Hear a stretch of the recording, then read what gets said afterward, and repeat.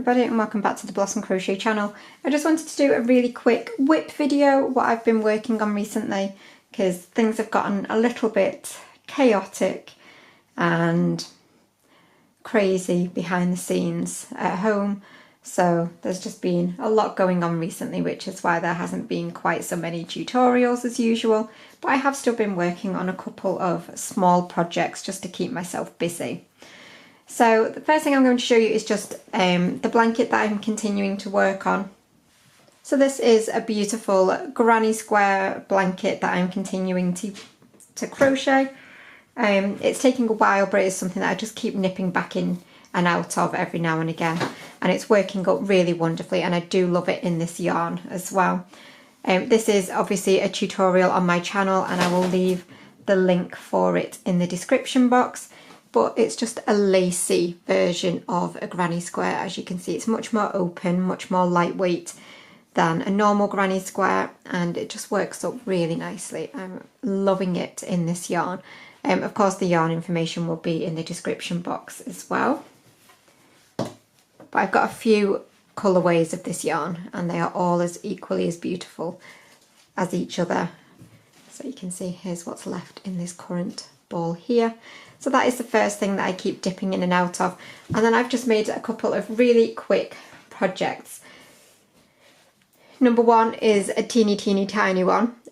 So the story behind this one is my cousin is due to start a new job in September, and she wanted something that tied in with all of the branding and the name of where she'll be working. Obviously I'm not going to say what it is, but she wanted some pears. So she wanted them in different sizes, and she just wanted them to be suitable to go on like her desk and stuff in her office and to give to any sort of children that came in and out of where she is. So this is the first one. This is the baby one. So we've got a little tiny baby pear. So I do still need to add a little mouth onto this one, but this is the little baby pear. So it's so cute. I've just made up this pattern as I went along, so I haven't followed a pattern for it, but I've just been using some cotton yarn, and he's so small and so tiny and just absolutely adorable.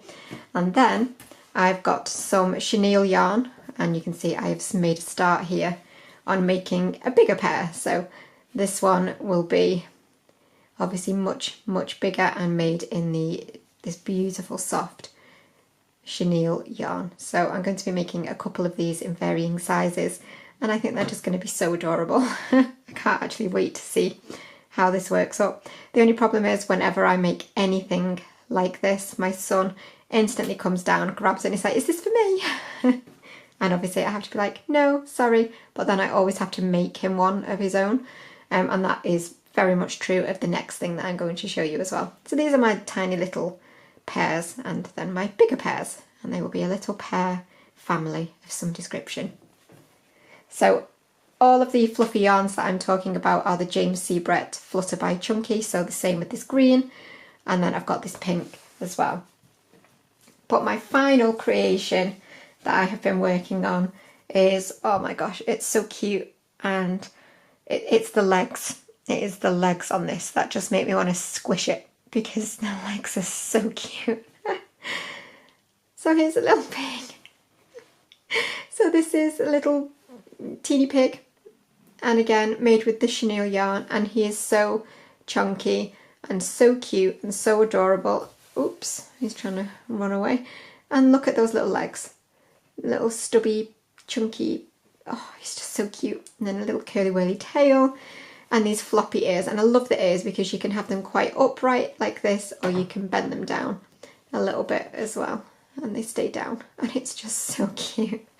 And every time I look at it I just want to squish him, and he's so adorable. This one I did follow a pattern for, so as always I will leave a link for I think I got it on Etsy, and I will leave a link for it in the description. But it's a really good pattern, really cute. Like I say, I absolutely love the legs on this. Again, my son came down, grabbed it with both hands and snuggled it and thought it was for him. But it's not. It's actually my daughter's friend has asked me to make this little piggy so that she can gift it to her little sister, which I thought was really sweet. So I've loved making this, and now I have to make another one because my son wants one, and he's going to call it Piggy or Pinky you know, traditional pig names.